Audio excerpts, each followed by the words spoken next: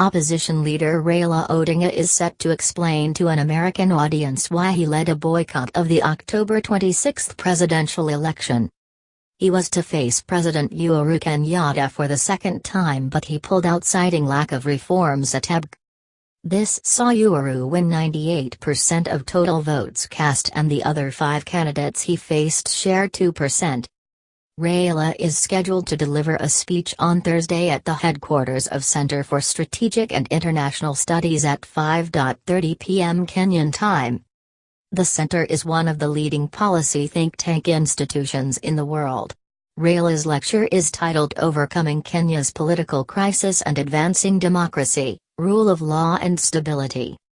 Raila, who left Kenya for the U.S. on Monday night and arrived on Wednesday morning, started the tour with a series of meetings.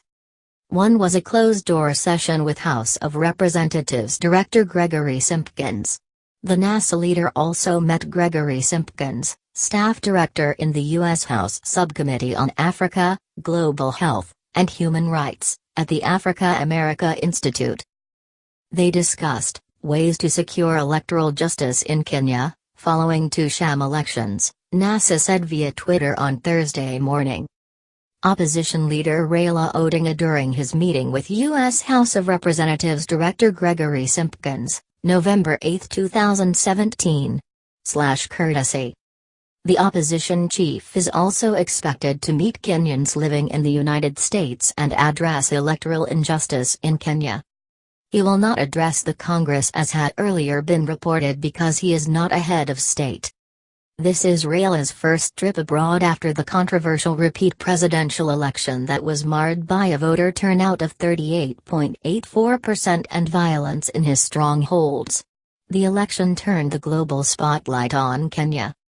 After the repeat election, Raila's opposition alliance called for civil disobedience, including protests and a boycott of products and services by firms friendly to Uhuru's government, to force reforms.